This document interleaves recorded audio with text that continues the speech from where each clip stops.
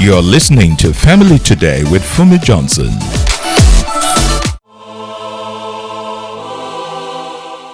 It is another beautiful Friday morning, and we are talking about something really, really special and serious.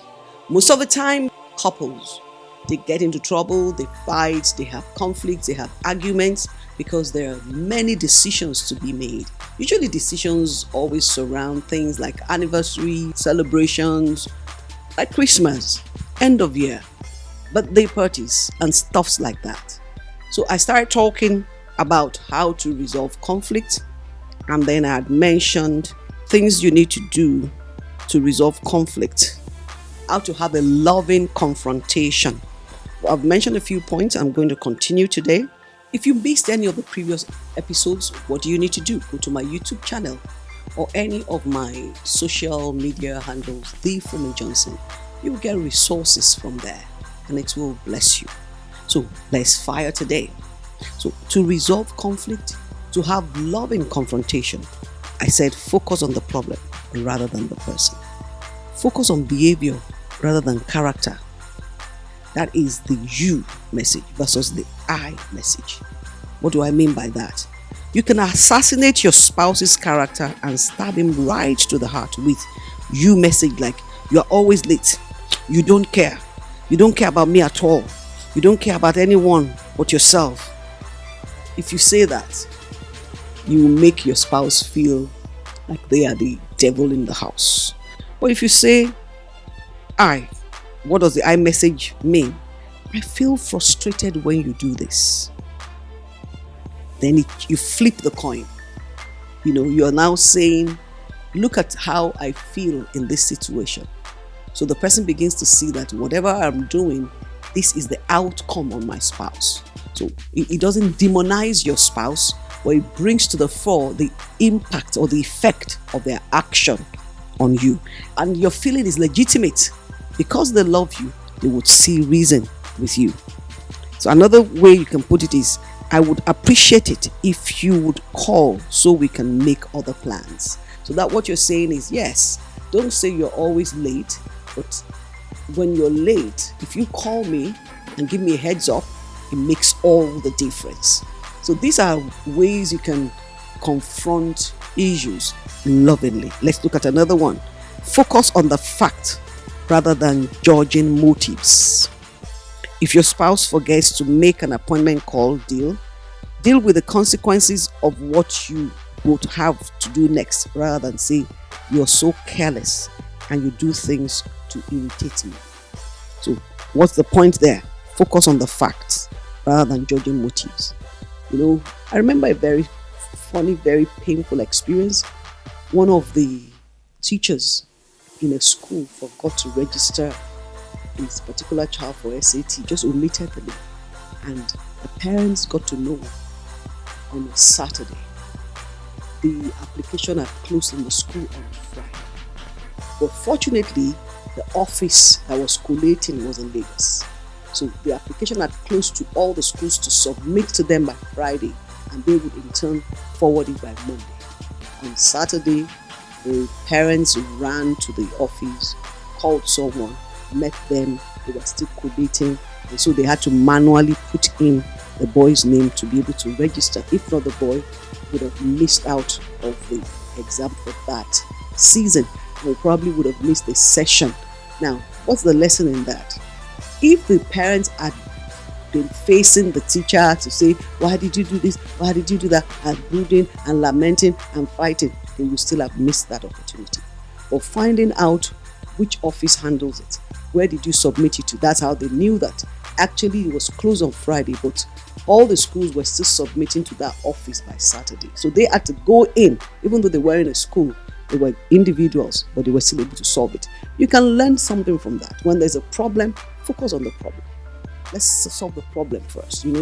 Is an adage in Yoruba, like, one kalakata saying, I don't know how to put that, What can eat the chicken? Let's send that one out first and then take care of the chicken's misbehavior after that. And above all, focus on understanding your spouse rather than on who is winning or losing. I say this a lot in marriage. Don't plan to win. Plan to keep the marriage intact. I say that again. Let your marriage be more important than your feelings. I think a lot of times we put our feelings above our marriage. Then what's the point in being married if your feelings is going to be superior to the unity of the home? Please, let both of you realize that the marriage should be treated as more important than your individual preferences. So let your individual preference submit itself to the good of the home. When your spouse confronts you, listen carefully to what is said and what isn't said. For example, it may be that he or she is upset about something that happened at work, and you're getting nothing more than the brunt of that pressure. So when they are coming, reacting, or just edgy, or for instance, let me give you my practical example. I love keeping time.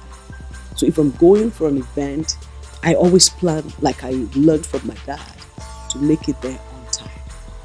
If anything stands in my way that will make me to be late, then I become edgy. So if you see me a bit edgy, irritable, then you're wondering, what did I do? It's not necessarily you. It's just that now we're not able to make the time. So what do? I always try to get to a place 15 minutes before the time. So in case something happens, one day we're going to church. I was already full, Sunday now. Sunday is dress up. I was already fully dressed. And as I got to the car, I just had a snap, pop, wardrobe mishap. My zipper. So I quickly ran in. As I was running back into the house, I was asking myself, with these accessories, with this color, what can I wear? I had a headgear, I had my jewelry, I had my shoes. So I was like, what would match this color? So I was thinking, it took me about maybe 3-4 minutes to get from the car to the wardrobe. Once I got to my wardrobe, I just went for one particular dress, because right as I was moving in, I thought that this one can replace that and the accessories will still be the same, and it worked. So what I'm trying to say is, if I did not have that, my 15 minutes rule, it would have been a disaster. I would have been late. So for me, I know I don't like getting to a place late. So I always allow myself to have 15 minutes. So for some other people, they like to get there right on time. No. If I walk with you, we're going to keep clashing. I believe if you plan to get there on time, you will get there late. Or if you plan to get there early, you will get there on time. That is my personal principle, and that is what runs the way I do things. So if you don't settle that with your spouse, you would always have clashes. Your spouse wants to get there on time, you want to get there early, you would always clash. So maybe a midway can work, or a conversation around why you do what you do. Now, still talking about resolving conflict. Resolving conflict requires forgiveness. It requires forgiveness. No matter how hard two people try to love and please each other, they will fail. With failure comes hurt, and the only relief for hurt is forgiveness. The key to maintaining an open, intimate, and happy marriage is to ask for and grant forgiveness quickly. And the ability to do that is tied to each individual's relationship with God. For some people, it's so difficult to forgive. Some people say forgive and forget. Sometimes you may not forget an experience, but you can still forgive. Now, let's look at the process of forgiveness as Jesus put it. Jesus said, "For if you forgive men for their transgressions, your heavenly Father will also forgive you. But if you do not forgive men, then your Father will not forgive you, will not forgive your transgressions." The instruction is very clear. You can read that in Matthew chapter 6, verse 14 to 15. God insists that we are to be forgivers, and marriage, probably more than any other relationship, presents frequent opportunities to practice forgiving. Forgiving means giving up resentment and the desire to punish. By an act of your will, you let the other person off the hook. And as a Christian, you do not do this under duress, scratching and screaming in protest. Rather, you do it with a gentle spirit and love, as Paul urged. Ephesians chapter 4, verse 32, Paul says, "Be kind to one another, tender-hearted, forgiving each other, just as God in Christ also has forgiven you." I'm saying this especially at this wrap of the year. It's important. I'm going to share some steps with you, about 5 or 6 steps, how to prepare for the next year. But before I do that, I want to just finish this conflict issue. Now, the last point on conflict is this: conflict requires returning a blessing for an insult. Conflict requires returning a blessing for an insult. So in 1 Peter chapter 3 verse 8 to 9, it says, to sum up, all of you be harmonious, sympathetic, brotherly, kind-hearted, and humble in spirit, not returning evil for evil or insult for insult, but giving a blessing instead. For you were called for the very purpose that you might inherit a blessing. So, returning a blessing for an insult, that is one way to resolve conflict. Every marriage operates on either the insult for insult or blessing for insult relationship. Which one is yours? So if you give me one, I give you 7. So is that what you're doing? Husband and wife can become extremely proficient at trading insults about the way he looks, the way she cooks, or the way he drives, and the way she cleans house. Many couples don't seem to know any other way to relate to each other. Always critical, always antagonistic. What does it mean to return a blessing for an insult? Let's look at 1 Peter verse 10. For the one who desires life to love and see good days must keep his tongue from evil and his lips from speaking deceit. He must turn away from evil and do good. He must seek peace and pursue it. So to give a blessing first means stepping aside or simply refusing to retaliate if your spouse gets angry. I say that again. Simply refuse to retaliate if your spouse gets angry. It means changing your natural tendency to lash out, fight back, or tell your spouse off. It's just about as easy as changing the course of the river. You can't do it without God's help. Without yielding to the power of the Holy Spirit, you can't. Oh, if you're listening to me and you've ever shouted, raised your voice, fought your wife, fought your husband, you are the one I'm talking to. And all of us have been guilty of that. So I'm prepping you for the next year. You're going to do better. Can I hear amen? It also means doing good. Sometimes doing good simply takes a few words spoken gently and kindly. Or perhaps a touch, a hug, a pat on the shoulder. It might mean making a special effort to please your spouse by performing a special act of kindness. Finally, being a blessing means seeking peace, actually pursuing peace.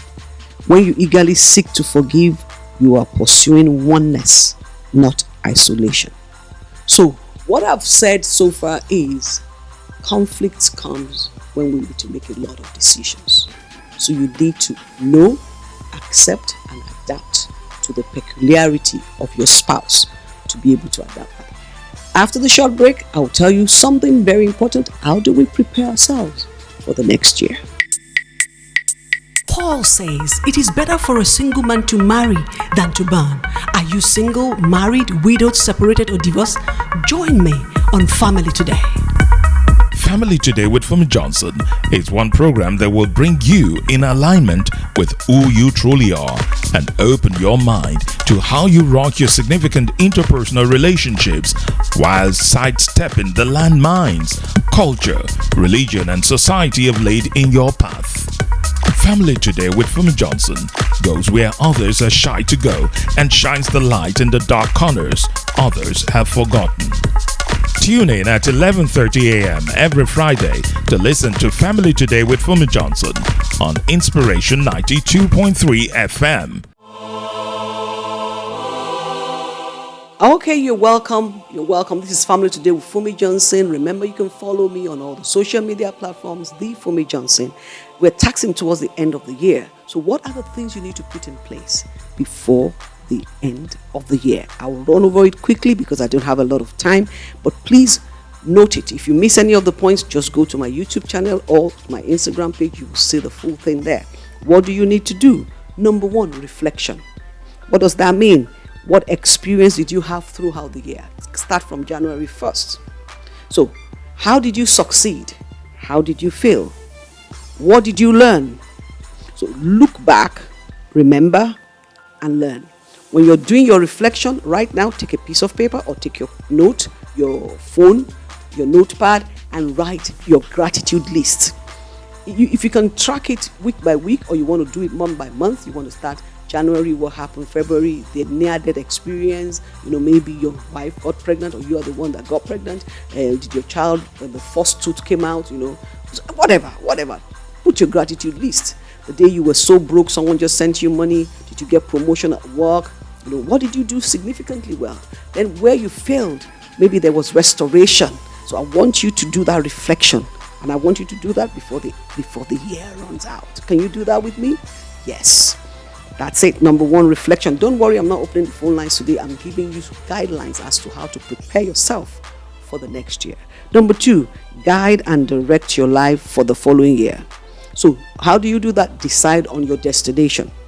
What do I mean by that? Write the vision, make it plain. Now, some things are achievable by the end of the year, some things are not. So for you, I want you to write the next year. What am I looking at? For instance, are you a student, or you're in between schools? You've just finished WAEC, you're trying to go on to the university. So you can write it. I want to sit for JAMB, I want to pass JAMB, I want to go into the university, or polytechnic, or monotechnic. Break down how you intend to arrive at the destination.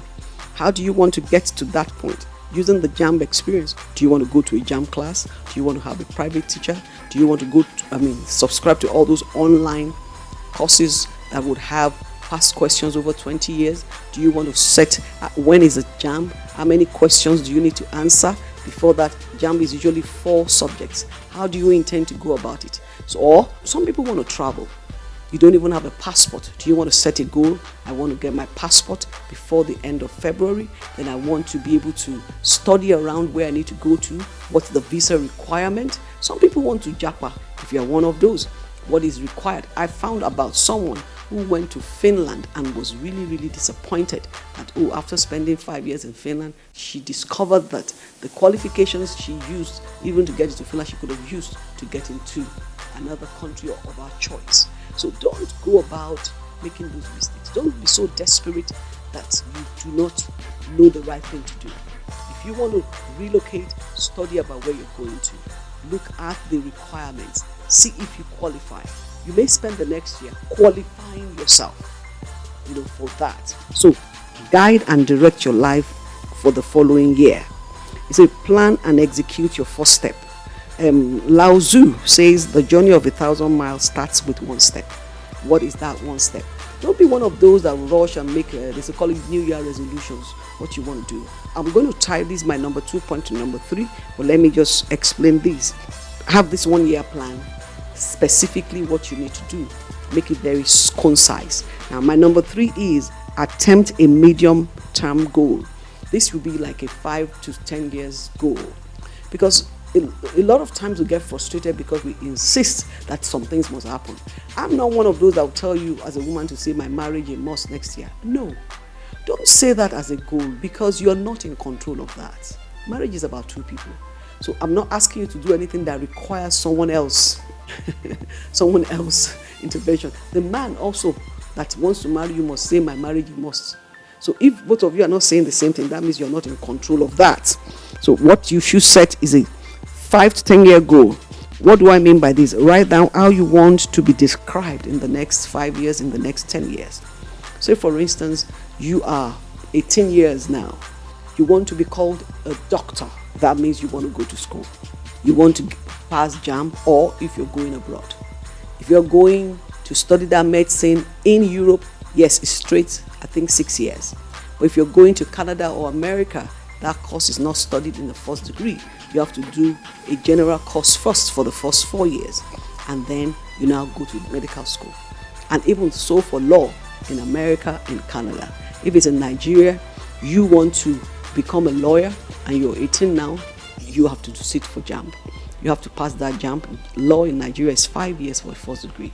After the 5 years, then you go to the law school. After the law school, then you do NYSC. So you're looking at 7 years to say, I've finished that. So that's what I'm saying. Beyond the 1 year plan, what are you doing with the 5 to 10 year plan? Write it down. Write down how you want to be described in the next 5 to 10 years, depending on the year that you accept for yourself. What do you want around you? So maybe you're living in a ghetto now. I don't want to mention any area. You're living in a slum, and you don't want to be living there again in the next 5 years or in the next 10 years. So you don't want to be around certain types of people. You want to be in a very different scale, in a very different setting, with a different socioeconomics. What do you want to do about it? You don't want to steal. I stumbled on some mother talking about her son and said, I wish he rots in jail. That he's always been stealing from when he was young, that she and her husband did everything and all that. I don't agree to what she's saying, because I still think that parents have the first-hand opportunity to be able to shape on the life of their children, But let's say that they did all they could and it didn't work. I mean, I don't want to judge, We listen, we don't judge. I don't want to judge. What I'm just saying is, whatsoever you plan to become, you can start planning it now. One of it may be you leave your 3-bedroom flat in that ghetto and go and rent a 1-bedroom in the nice area, which will change your location. Today, as my husband and I were sharing, we had a conversation, and he was sharing with me. I said, share with me what you're meditating on. And he said he was meditating on Genesis chapter 32, 33, and 34. If you read from the 32, is a story of Jacob when he was going to meet his brother Esau. So he met his brother, and he was a lot of preparation, because he thought the brother may just want to kill him and kill all his family for what he did to him. But the brother was quite gracious to him and really offered to support him. And the brother was wealthy, and he was wealthy too. It wasn't like the brother needed money from him. So the brother said, follow me to where I'm living. Let's stay together. But he recognized that there was a covenant on him, that God has chosen and selected him. He was Jeshurun. He was given a new identity. He knew that. So he cleverly dodged the offer of his brother. The brother persuaded him. He said, hey, you know what? Some of these animals, they just gave birth. They're still weak. If they go, they will not be able to compete with that pace, and they may die. Oh, Esau said, that's not a problem. I will ask some of my servants to stay with them. He said also, he gave different examples of why it was so. The man had to agree. What I'm saying is, even if it's your sibling, if you don't have to live with them, find a beautiful, clever way to dodge the bullet. Because sometimes those people are not good for your next level. Yes, it's quite emotional, but don't be sentimental. You may need to cut that tie. So Jacob did not follow Esau, and it didn't hurt him. So you may find a way not to hurt your sibling, but to cleverly separate from them. Very, very important. If not, it's a crab mentality. If you don't do so, they're going to pull you down. You will never come out of that crab hole. That's what crabs do. They keep pulling the one that's trying to crawl out. Sometimes you may need to give them some money. Sometimes you may need to change your address, change your phone number, until when you are able to stand. If not, they will not let you stand. So when you set your 5 to 10 year goal, who do you want there? Who don't you want there? Okay? What do you want around you? Where do you want to be? How do you want to spend your days? Then you check. You remember in number 2, we checked our 1-year plan. You now look at that next year plan and see if that next year plan can be a first step towards your 5 to 10 year goal. Can you see the link now? If that your 1-year plan will be a first step. If that 1-year plan has nothing to do, that has no correlation to the 5 to 10 year plan, then that means you may need to go and revisit that, because you're not working in a progressive manner. Now, number 4, set out your action plan.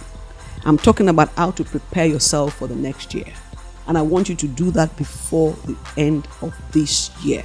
The first thing you're going to do is reflect. And remember, on the reflection, you're also going to write your gratitude list. You're going to look at where you succeeded and where you failed. Make sure you do that. So number 4 is set out your action plan. What are the steps? What are the steps you need to take? Now you have to write it. A smart plan must be very, very clear. There must be no ambiguity. It must be measurable. This is what I want to do, and this is how I'm going to do it. Then you must ask yourself that question to be sure that you're in control. Who is in charge of what you have written? If you say, I don't want to eat like this anymore, who is in charge? If a man says, I don't want to eat like that anymore, are you the one that buy the groceries? Do you have a chef, a cook? Do you have a housekeeper? Do you have someone that supplies food to the house? Are you in control of that? Can you tell them to stop bringing ice cream and start bringing broccoli and cauliflower? Or you've checked a lot of Oyibo cookery books and you say, I want to be taking blueberries and strawberries every morning. You don't even know how much it costs. Yeah, you're diabetic, you need to lower your blood sugar. You can look for local diets, local cuisines. You don't need to look at the Oyibo diet. There are a lot of books here now. So look at what fits the size of your pocket. And that's what you want to work on. And that's what I say, who is in charge? So you have this salary. So how can you live within your means, still meeting your goals? Then deadline for each step. Remember, this is the action step we're talking about. What's the deadline? What are the things you need to do in the next week, in 2 weeks' time? What are the things you need to do in the first quarter? Then what are the potential barriers? And what are the resources available to you? What I mean by potential barriers is, say for instance, you want to get your international passport. So if you want to get it in 2 weeks, you need to first go and check online. What is the waiting period? What's the waiting time? If it's within your time, if it's not, then change it. So what are the potential barriers? Then what are the outcomes you want to have? What are the outcomes you want to have? So you need to put all these things down in your action plans and work on it. I'll talk more about this in the new year, but right now I'm helping you to make your plan. You can have financial plans too. Look at your year. When you're looking at your year, when you're reflecting, look at this year. How much came in? How did it come? Do you want a repeat of that? What will you do differently next year? You're working 9 to 5. You made X amount. You want to make more. Can you add, a 2 hours in the evening every day to do a side gig? Can that provide something for you? And let me tell you this, employees are working with employers now to make life better. You can discuss with your boss and say, my income isn't enough. I'm trying to see what I can do. I love what I'm doing. Can I add this? And you'll be shocked that most of the time employers are reasonable because they know. I went to an office, last week Friday. There are 2 wings and one wing was totally shut down. I said, what happened? I said, they can't keep increasing salaries. The cost of transportation is too high. So they told this group not to come on Fridays and this other group not to come on Saturday. It's a radio station. They work every day. So they had to find a way to meet the balance. Even sending the cars to go and pick them, the cost of fuel is high. So only the OAPs, and they only there to be there when they are on duty. Number 5 is plan how to reward your milestones. If, for instance, you plan to change your diet and you want to eat healthy, and you say that if you lose 5 pounds or 3 or 2 kgs, you're going to give yourself an award. Don't give yourself a cheat day award, but you can decide to buy yourself a jewelry if you like jewelry. You can decide to buy yourself, a perfume, something away from the food so that you don't sink back into what you were running away from. So plan how to reward your milestone. Celebrate little wins. Very, very important. Now, there are also a few things you can do before the end of the year. Because of time, I'll quickly say that one of the things you can do right now as I'm talking to you is declutter. Declutter. What does it mean to declutter? Go through your wardrobe. Take out clothes you haven't worn in 2 or 3 years. Or some that are even nice that you think you can give to someone and be a blessing. Declutter. Give to some people. Also, apart from decluttering your wardrobe, you can also declutter your computer. Go to your gallery, remove duplicate photos, enhance your storage on your phone. Do something. Just declutter generally. Look at your gadgets. Look at what you're not using. Another thing you can do, quick, this one, I'm going to give you this as a tip. Call. Is there someone you're owing a call before the end of this year? You can still do it. Call that your uncle. Let it be said that you had a chat with him this year. What about that your friend? What about that your cousin? That one that relocated. You haven't spoken for the last 9, 10, 11 months. You can do that now so that it's on record that before the end of this year, you had that chat, you had that conversation. And that's very important. Let me tell you this joke, very funny. A young man was looking for a job and he found out that a particular company recruits people like him. So he decided to go and do an internship with them. Guess for how long? I think for about 7 to 8 days. It started on the 27th of December and ended, I think, on the 8th or so of January. And so he worked there from, let's say, 2003 to 2004. Did you not work there? So sometimes you can achieve something in a few days. So before this year ends, make that call, make that move, visit that place, do that thing you wanted to do. It's not too late. You still have a few more hours, maybe days, maybe minutes before the end of the year. You can do it. And finally, make up your mind to write out daily habits you want to include that will help you achieve your purpose. I wish you a great new year as we are going into the next year. And when we come next year, I will talk to you about how to make that year the best year of your life. God bless you and have a beautiful day. Family Today with Funmi Johnson is powered by the Capstone Church Without Walls.